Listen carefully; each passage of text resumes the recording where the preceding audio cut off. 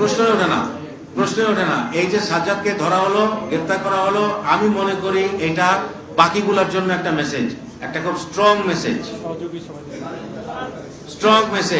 আশা করি তারা সতর্ক হবে। এবং আমার কথা হচ্ছে, এই সমস্ত সন্ত্রাসী হয় জেলে থাকবে অথবা মহানগর এলাকার বাইরে চলে যাবে।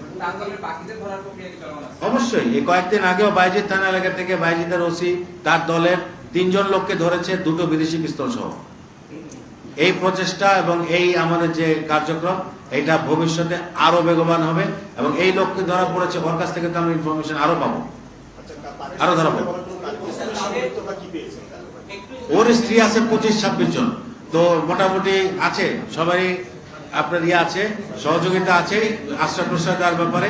তাদেরকে আইনের আওতায় আনা হবে প্রয়োজন। ভিশনের ফুলঝুরি মেগা অফারে ফ্রিজ কিনলেই পাচ্ছেন 16 পিসের আকর্ষণীয় গিফট বক্স একদম ফ্রি।